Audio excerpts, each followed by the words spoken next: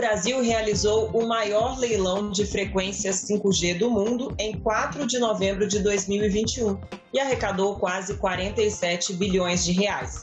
A expectativa é que a nova tecnologia esteja disponível a partir de julho de 2022 e seja implantada em todo o país em 4 anos. Com o 5G, o que muda nas nossas vidas? Quem terá acesso?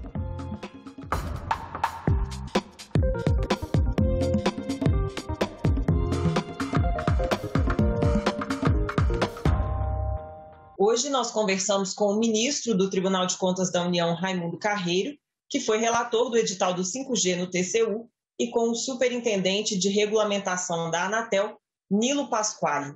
Eu agradeço a presença dos dois aqui no programa. Eu vou começar com o Nilo perguntando uma questão técnica para as pessoas entenderem mesmo qual a diferença entre o 5G e as tecnologias que nós já usamos hoje, como o 3G ou 4G. O 5G ele é essencialmente um novo ecossistema para o serviço móvel, bastante diferente do que a gente está acostumado no sentido de só melhorar velocidades ou coisas nesse sentido. Ele também faz isso. A gente falava que o 4G foi um grande avanço para o 3G, o 5G ele é uma revolução em cima do 4G. E por que ele faz isso? Ele abre uma nova cadeia de valor para os negócios em telecomunicações, para as pessoas de forma geral. O que a gente vai sentir já de imediato é uma melhoria de velocidade. Então, a gente vai perceber no nosso celular, no nosso smartphone, aumentos de velocidade, reduções de latência. Isso faz com que aquelas aplicações interativas, fiquem muito mais fluidas, muito mais fáceis de trabalhar. O pessoal que é gamer, que joga muito online, vai perceber uma grande diferença com isso, para aqueles que usam o celular para isso também. Mas, como eu disse, ele é uma revolução. Isso significa que na parte de indústria, do agronegócio, para cidades, mobilidade urbana, ele vai ter uma influência muito grande na melhoria e na digitalização de todos esses setores da economia. Por isso que ele é uma aposta tão grande, não só no Brasil, ele é uma aposta no mundo inteiro de melhoria de produtividade em todos os setores. É por isso que ele é tão grande assim, é por isso que ele é tão importante, é por isso que ele ganhou tanta visibilidade por questões óbvias dele, e a gente vai ver essa revolução se iniciar em julho do ano que vem. Ministro, por que esse edital passou pelo TCU para análise? Qual o intuito dessa tramitação do edital antes do leilão ocorrer de fato? É sempre um prazer retornar aos estudos da TV Senado, especialmente para tratar de um assunto que eu, por sorteio, fui relator aqui no Tribunal de Contas da União. Fizemos um trabalho aqui em tempo recorde, atendemos o interesse público de fazer a análise dentro do prazo que nos foi pedido. Agora, respondendo propriamente à pergunta que você me faz, por que o tribunal analisou esse leilão? Isso é um mandamento constitucional que está lá nas atribuições do tribunal, no artigo 71, e na lei 9472, que é a Lei Geral de Telecomunicações. Então, a partir daí, todos esses processos de concessão, de autorizações, eles passam pelo Tribunal de Contas da União. E não poderia ser diferente o do 5G, como passou o 4G em 2014, que foi o maior leilão na área de telecomunicações que a Anatel já realizou em nosso país. Nilo, como é que as pessoas vão ter acesso à tecnologia 5G? Elas vão precisar trocar o celular? E como é que essa tecnologia vai chegar nos rincões do país, Porque ainda em muitos lugares as pessoas estão usando 3G e tem lugar até que nem tem cobertura. Então, como é que vai se dar isso? Ele é o leilão do 5G, mas ele também é um leilão que trouxe a possibilidade da gente expandir em muito a infraestrutura brasileira de telecomunicações também. E por quê? Esse leilão foi um leilão que foi eleito para ser um leilão não arrecadatório. Isso foi uma conversa muito importante que a agência teve com os órgãos de governo. Isso foi, inclusive, muito citado em conversas junto ao próprio tribunal, dessa necessidade de tentarmos otimizar ao máximo a utilização dos recursos para investimento no próprio setor. Então, o que a gente pôde fazer com esse leilão foi tentar cobrir boa parte das falhas e dos gaps de infraestrutura do país. Então, o leilão, ele na prática, ele é quase como 4 leilões em um. Ele foi um leilão com 4 faixas de radiofrequências diferentes, que se prestam a funcionalidades diferentes, podemos dizer assim. Então, a gente tinha uma faixa de 700 MHz, muito útil para questões de cobertura, por exemplo. Era uma das faixas pioneiras para o 4G, inclusive. Então, era uma sobra de faixa que a gente teve do leilão de 2014, que o ministro Carreiro bem lembrou, que passou pelo tribunal naquela época. A gente tem a faixa de 3,5 GHz, que é a pioneira para o 5G. Essa, sim, é bem vinculada ao início das operações 5G nas tecnologias de New Radio, né, as novas tecnologias para o 5G. A gente tem a faixa de 26 GB, que é a primeira vez que a gente vende faixas no espectro tão alto, né, em ondas milimétricas. São elas que fazem com que 5G tenha baixíssimas latências e altíssimas velocidades. Então, a combinação do 3,5 com o 26 é o que entrega a potencialidade do 5G que a gente tanto comenta. E tinha também a faixa de 2,3 GB, que é uma faixa para 4G também. O importante de falar tudo isso é porque a gente tem todo um cronograma de implantação do 5G no país. Está previsto e contratado a partir de julho do ano que vem a implantação do 5G, iniciando nas capitais de estado, né, como era de se imaginar, e a expansão disso ao longo dos anos para todos os municípios brasileiros. O que está contratado hoje é todas as cidades acima de 30 mil habitantes vão contar com pelo menos 3 prestadores em 5G e todas as cidades abaixo de 30 mil habitantes, faz em torno de 4.500 cidades no Brasil, todas elas terão pelo menos um prestador de 5G, mas todas contarão com 5G até 2029. E como você bem lembrou, a gente tem muitas áreas no Brasil sem cobertura ainda. Isso foi tratado no leilão pelos compromissos das outras faixas. Então, por exemplo, a faixa do 2,3 GHz, que é uma faixa muito boa para 4G hoje, então a tecnologia já está disponível para isso, ela vai cobrir mais 500 municípios no país, em torno disso, que não tem 4G, eles estão ainda no 3G, e mais de 7 mil localidades espalhadas pelo país. Então, são vilarejos, vilas, povoados, áreas urbanizadas que existe população, mas que não tem qualquer cobertura. Tudo isso foi possível por conta dessa diretriz primária de privilegiar investimentos no leilão ao invés de apenas uma arrecadação. Então, quando a gente fala que o leilão do 5G ele foi um sucesso e ele está possibilitando muitas coisas, é por causa disso. Ele não está trazendo apenas o 5G, mas ele também trouxe a possibilidade da gente poder levar cobertura e levar serviço móvel para muitas e muitas localidades no Brasil que estavam completamente desassistidas até então. Então, temos um cronograma para os próximos anos, inclusive de atendimento dessas áreas também. Ministro, algumas dessas contrapartidas foram estabelecidas aí no TCU. Uma delas é que as escolas públicas, né, também tenham 5G, que foi a principal mudança que o senhor fez no texto. Queria que o senhor falasse um pouco dessa mudança, que foi um pedido lá do Congresso, e aí uma conversa entre o senhor, o governo e o Congresso para poder chegar nesse comum acordo aí de levar a internet 5G para as escolas. Desde o dia que o edital chegou aqui no Tribunal para análise, que os movimentos voltados para a educação, a integrantes da Comissão de Educação da Câmara dos Deputados, pedindo que o leilão, que no edital fosse incluído obrigações para investimento nas escolas públicas. E quando, na verdade, o leilão não tinha essa previsão. Então, eu atendi a todos, eu fiz uma audiência pública muito concreta, eu chamei todas as pessoas e as associações das empresas de telecomunicações que tinham relação com telecomunicações e também com educação. E ouvi a todos. Mas aí me faltava, para dar efetividade a isso, de onde eu ia tirar os recursos. Porque todas as faixas que iam ser licitadas, elas tinham uma destinação.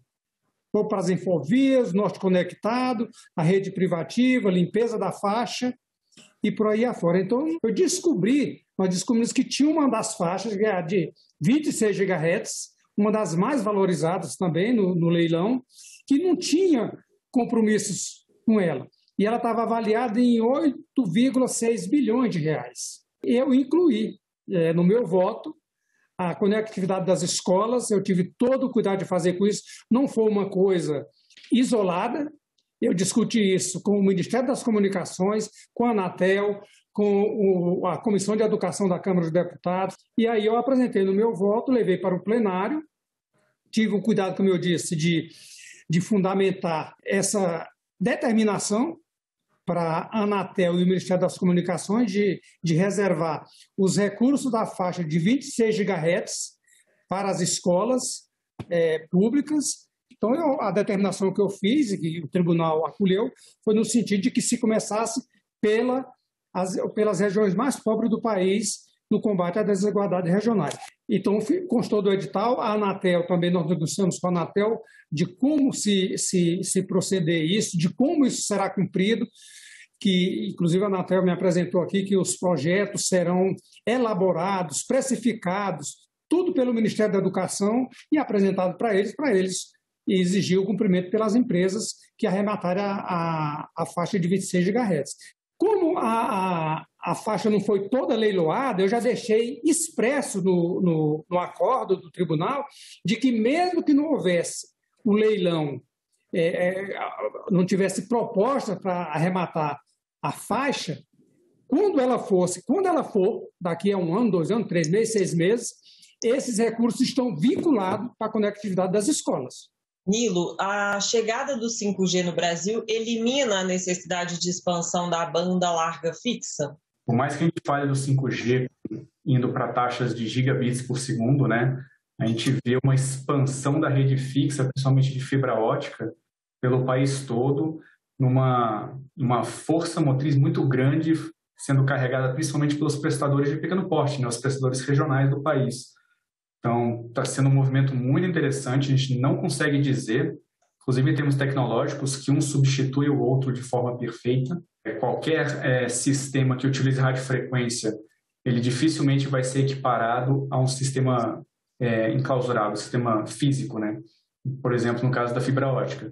O 5G ele tem taxas estimadas de gigabits por segundo de transmissão, mas a fibra ótica pode chegar a dezenas e dezenas de gigabits por segundo.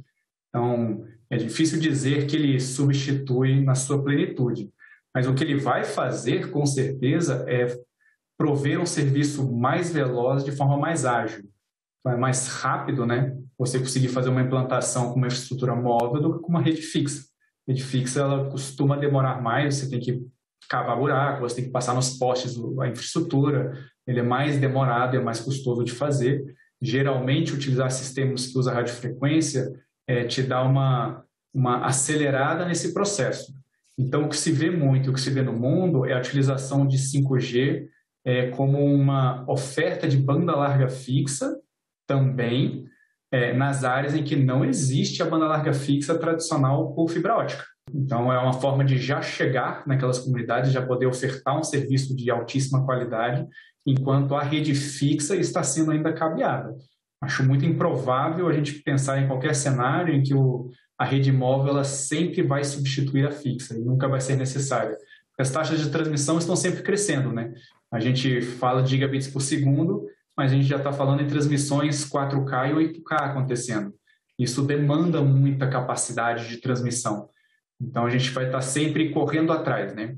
A tecnologia vai evoluindo, as capacidades necessárias vão sendo cada vez maiores, né, os níveis de transmissão de vídeo vão aumentando e a gente precisa aumentar a capacidade das redes para isso. O fixo, provavelmente, ele sempre vai estar à frente pelas suas próprias características, mas o móvel é uma forma muito mais ágil de já chegar na população enquanto o fixo está chegando.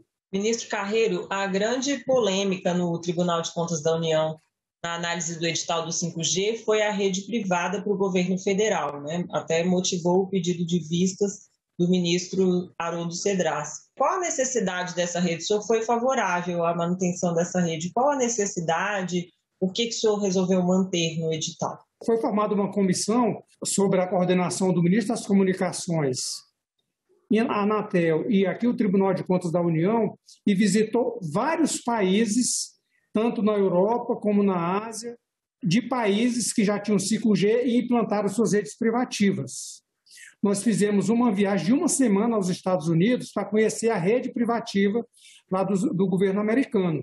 Só o governo americano ali tem 8 redes privativas. A União, o presidente da República, com a estrutura da presidente da República, ele é o responsável pela segurança nacional. Então, ele precisava, com a expansão do 5G, com os avanços do 5G, ele precisava de uma rede privativa do governo federal para se comunicar entre os órgãos do governo federal para as questões de Estado. Então, essa é a justificativa e que o tribunal acolheu essa proposta e foi aprovada aqui e foi incluído no edital do 5G. A Huawei não pode prestar infraestrutura para essa rede privativa do governo por riscos de espionagem, mas pode prestar para as demais redes, né, para as redes que os brasileiros vão utilizar. Não há também esse risco de vazamento de dados, de comprometer a privacidade de dados do brasileiro, nesse caso da Huawei, que já tem sido banida por alguns outros países do mundo, por exemplo, Estados Unidos, Austrália e outros. E há, de fato, esse risco de espionagem, né, na rede da Huawei? Aí é uma discussão muito mais geopolítica do que uma questão técnica em si, né? Em termos de edital, o que a Anatel tem a gente não tem nenhuma limitação no edital com relação a fornecedores. O que existe para a rede privativa, o governo federal vai criar critérios específicos para essa rede e como que ele entende que ela tem que ser implementada, mesmo porque é uma rede exclusiva para o governo federal, como o ministro Raimundo Carreiro bem falou. Então, os critérios de sua implantação e o que pode ser instalado e o que não pode ser instalado, isso vai ficar a cargo do próprio governo federal de como fazer. A discussão de fornecedores é uma questão muito das próprias prestadoras. Então, quando a gente falava existia muito um debate no início, né, de se a Huawei vai ser banida do edital, por exemplo, né, existia uma discussão nesse sentido. O edital ele não é para fornecedor, né, o edital é para prestador de serviço. Tanto é que a gente viu na realização do leilão, quem entrou no edital foram os prestadores de serviço. Eles são livres, pela nossa regulamentação e legislação, escolher os fornecedores que lhe convieram, que fizer mais sentido. Mas já é naturalmente de interesse delas não estar preso a um fornecedor. Isso é perigoso, inclusive, para a própria prestação dos serviços, né? Você está adstrito a um fornecedor único, você está, na prática, agora preso ao que ele te vender e ao preço que ele colocar. Então, isso é muito ruim em qualquer cenário. Quando a gente está indo para o mundo 5G, o mundo 5G ele depende muito de infraestrutura fixa. O que isso quer dizer? A gente tem muitos agentes e fornecedores mundiais para as outras coisas também, né? A Huawei e a Ericsson e a Nokia são muito conhecidas na parte de rede móvel, as estações, as torres, né? Colocar assim de uma forma bem mais simplista, as torres, as centrais que controlam as torres, esse tipo de coisa. Mas no 5G a gente está falando muito de virtualização de rede e redes em nuvem e coisas desse sentido. Quem provê esse tipo de infraestrutura é uma gama muito maior de fornecedores, inclusive, porque a gente não está mais falando só de rede tradicional móvel, né? Como era o 3G, como era o 4G. A gente está falando de uma arquitetura bastante diferente e isso abre espaço para muitos outros agentes. Além da discussão agora que está tendo das redes de Open RAN, né? A padronização das redes de acesso móvel de forma aberta. Aí isso permite, inclusive, que outros fornecedores, e não esses tradicionais, ofertem, inclusive, esse tipo de equipamento. Porque é uma grande aposta para o futuro, você poder se desamarrar, né, de fornecedores exclusivos. Isso tende a baixar muitos riscos disso que você estava falando, Luciano, de riscos de estar num lock-in, né, de um fornecedor único. E aí as questões de segurança, elas estão dentro da própria padronização do sistema. Então a gente consegue mais robustez para o sistema nesse sentido, à medida que a gente consegue ter mais fornecedores, inclusive. Ministro, eu queria saber sobre esse valor arrecadado no leilão de 47 bilhões. O Nilo já citou que vai ser dada uma preferência para o uso dele na área de telecomunicações. O que pode ser feito com esse dinheiro? Para onde ele vai? Para onde ele pode ser direcionado? Desse dinheiro, cerca de 8 bilhões de reais, ele vai para o Tesouro, concessão de outorga. O restante, que me sobra mais cerca de 37 bilhões de reais, vai para todos os compromissos que foi listado no edital. Por exemplo, A rede privativa do governo federal está avaliada em cerca de 1 bilhão e meio, 1 bilhão e 900. As Infovias, que é o Norte Conectado, também está na faixa de 2 bilhões, eu tinha esses números aqui perfeitos, cerca de 2 bilhões de reais. A limpeza da faixa, que também é uma questão que foi bem discutida aqui no tribunal, com as empresas de telecomunicações e tudo, também vai outros valores. Depois vai ter um ponto que está incluído aqui nesses recursos, que é a substituição da TVRO, que vai ser substituída pela nova tecnologia. Então, o governo vai entregar, vamos dizer, os kits para esse pessoal, para as pessoas que só assistiam a TV aberta, ninguém vai ficar sem televisão. Então, são investimentos que serão, esse dinheiro vai ser administrado pela Anatel e fiscalizado pelo Tribunal de Contas da União. Tanto é que tão logo se realizou o leilão, mesmo antes da realização do leilão, eu já mandei abrir para cada compromisso um processo de monitoramento.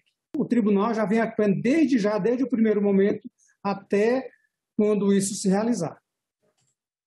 Nilo, então, para terminar, a gente tem 66 países no mundo que já lançaram 5G móvel. O Brasil, com esse edital no final de 2021, previsto para iniciar o serviço em julho de 2022, está entrando atrasado nesse processo? Não estamos atrasados, né?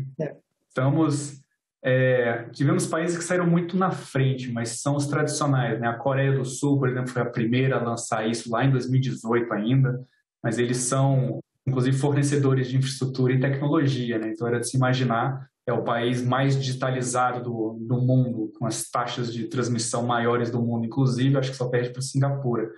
E os Estados Unidos, né? Acho que foi questão de uma semana depois, também lançou. É aquele fixo ainda, né? Não é o que tem todas as características que a gente quer e não é o que tem as características que a gente determinou no edital.